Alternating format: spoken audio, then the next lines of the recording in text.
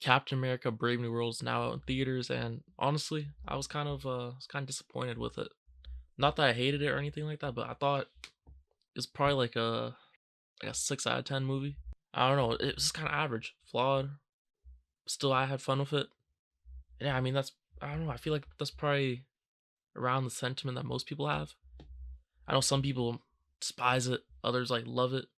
But honestly, I'm kind of at like a 6 out of 10.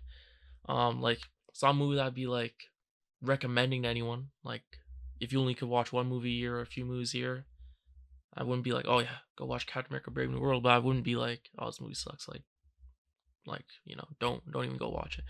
Um, could work for some people. Honestly, I think the performances carried. Anthony Mackie, he was great. I don't care what people say, bro. People that are saying Anthony Mackie is not, he didn't do a good job as Captain America. No, they're just lying. They're just lying. Like, no, Anthony Mackie did a great job as Captain America. The cast wasn't even the problem. Like the cast, they were great. Harrison Ford, great performance as well. Anthony Mackie, bro, he killed it. The whole cast killed it. Even the guy who plays, why am I forgetting his name, bro? Why am I forgetting his name right now? Let me make sure I get this right. The guy's playing Torres. He did a great job. He was charismatic as hell. Like him and Anthony Mackie together were just, it was a great duo. I love that. Um, yeah, just those three in particular. I really liked the performance in the movie. But the cast itself was good. I just think, bro, like, okay, they said there's no reshoots. They said they didn't do reshoots. There's additional principal photography or whatever it was. That's fine, but like, then it took you so long. There's so many delays in production, and I'm like, okay, whatever. I believe you guys if there wasn't any reshoots, but then this is still what you come out with. It's kind of like it's lackluster. It's like I know people said stuff about the CGI, and it wasn't like there's certain moments where I was kind of getting taken out because of it. It did bother me at certain moments, like I don't know, the first 15 minutes of the movie, maybe 30. I was just like, there's a lot of shots, even just like in general, just a lot of like I don't know, some like the way it's edited sometimes. I'm like, damn, these shots are kind of weird, but I'm like, oh, whatever, let it fly. Um, and then there's shots here where I'm like, what is even going on in the shot? I don't know if I'm the only one that's like that. I'm like, what is going on in these shots? Like the way it was filmed, sometimes I'm like, bro, like what is this? Like what is this? I couldn't even tell sometimes what was going on. And other times the CG was just yeah. The CGI was just not good sometimes. Um, what else? I didn't like. Um, I guess maybe for like the first 30 minutes to an hour was like I didn't like that much. But the second half it got much better. I was really enjoying the second half. Uh, yeah, like the fight sequences in the first hour of the movie I didn't really like, especially like the one at the opening sequence. Wasn't a big fan of that to be honest. I didn't really think it looked that great. But then the second half, all the other fight sequences in the second half of the movie I loved. So it's kind of a weird one like that. Um, I did like the moments when they really leaned into the espionage. I really like that. Like so how they use the leader. I mean, at least the part with the actual music. I really like that part, and I like the my favorite part of the movie might have actually been the whole part when they're finding out how Isaiah Bradley what actually happened to him because he was under control by the music. Pretty much, he was in mind control because of the music. So I found that part was kind of fascinating, the espionage as well, where they're trying to piece everything together, and then there's also the politics to it. So I found that was my favorite part. That's what I was looking forward to in this movie. So I did like that part, and it got interesting at certain points. I'm like, this is great. Some Winter Soldier vibes as they were going for, and also tying up loose ends with the Incredible Hulk in a way, and I did like that as well. Like a Red Hulk, the CGI for Red Hulk, I actually thought was like amazing to be honest, because like I don't know what else you want. Like it's pretty hard to just like how much more, like how much better can you make like Red Hulk look? Honestly, it's kind of tough. So I really like that. Like the fight sequence at the end, loved between Red Hulk and Sam. I really like. I think. Let me think. Probably like the best part of the movie was probably just the camaraderie, or the relationships between Captain America and the Falcon, the new Falcon, if you know what I mean, and Isaiah Bradley. That's probably the best parts. I thought the part of Isaiah Bradley was great. That was very strong. I was actually like getting sad. So I thought that was pretty good. because you can just feel his pain. So the actor who plays Isaiah Bradley, he killed it. And then on top of it, Giancarlo Esposito, he was in. That's another thing. Okay, they said they didn't do reshoots, but I remember seeing stuff back in June that was like, oh, he just started filming now. They just add him to the movie now to make it better. So I don't really know what's going on. Like I don't really know what to believe. But besides the point, regardless of when they filmed his scenes, he actually kind of had a significant role in this movie, a Sidewinder. And I obviously it was just like the typical type of like villain you'd expect him to play, which I don't know, some people might be bored of now. I still loved it, to be honest. I think he did his job perfectly. He was great in this. He wasn't in it for that long, but it was pretty impactful because um when Captain America took him down, that's when he pretty much found out the location, right? Was it the Camp Echo from his phone because they had a phone call because Sidewinder was in contact with the buyer who was the leader.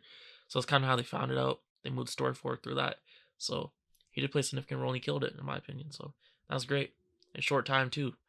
I do know they reworked the whole like Serpent Society thing to cut out Seth Rollins and stuff. So that would have been cool seeing him in it, honestly. Besides the point, what else? I don't know. I just feel like the writing just lets the movie down, man. Like whatever, it's CGI, whatever. Like there were the sequences where, like at the end, that I liked the CGI. I didn't think it was like people were making it seem like it's awful. It's not awful, but there were moments where it's kind of like sketch. Um, what else? Harrison Ford's the second half of the movie when the leader's just kind of like, or not even leader. Well, yeah, the leader too is adding on to the stress for Thunderbolt Ross, and he's just slowly, you can see him like slowly just losing it, man. And so I found that interesting, to be honest. Because you're slowly seeing him just turning, kind of like just turning into Hulk or turning the Red Hulk. Sorry, all the cameo from Bucky. We're expecting that. I love that part. Bro, who doesn't love seeing Sebastian Stan and Anthony Mackie back together? Like, it's always cool seeing them like that, man.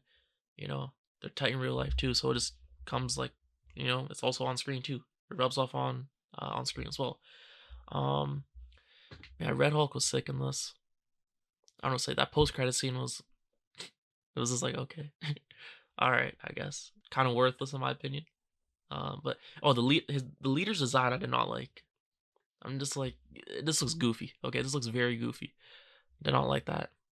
What else? Yeah, back to the Red Hulk. The whole thing of the leader kind of like manipulating him and turning him into Red Hulk. I like that part. And then the other factors of him being the president and just things not going his way, everything's going kind of like his life crumbling at that moment as president. That was good stuff and it contributed. But just the way they displayed it in the movie, I actually really like that. Him just stressing, just like losing it, not even like being like coherent, like not even knowing what's going on around him anymore. And then like you see the sweat dropping down those scenes. Like those are pretty intense scenes to be honest. So that was very well done. And ultimately seeing Red Hulk, Captain America, finally fighting him. It was only a short time I knew that coming in, so I wasn't disappointed. But if people were expecting Red Hulk to be like a significant player in this movie, then I can kind of see how people will be, disappointed in that because the marketing was literally that. They didn't even care about having it as a surprise or anything like that. They just wanted to get people in, seats, which I don't blame them for. But it was like there's nothing like in this movie that I was like, oh damn, this is like I gotta tell people to go watch about this or man, this makes it like so good, amazing. There wasn't any really like maybe there's a few moments at best, I'd say. But man, like I'm saying again, just the writing just absolutely lets it down. Like I really wanted to like this movie too. I was going into it, I'm like, damn, the trailers. I know trailers are deceiving, but still, I'm like, damn, the trailers are like they're giving me the vibes I wanted. And then I watched the movie, and it's completely different. I'm like, oh man, it's just disappointing. I don't know how to really what else to say. I just feel bad. Cast did a great job. So like, I don't even like when people are going at the cast. Like everyone killed it as their role. Just the writing, the story. Like I don't even know what the point of this movie was to be honest. Like besides from like, okay, this is the Avengers are now. Well, I mean, Red Hulk is one thing, and then the Avengers. Sam is not forming the Avengers. That's not. Sorry, Captain America is not forming the Avengers. So that's pretty significant. That's cool.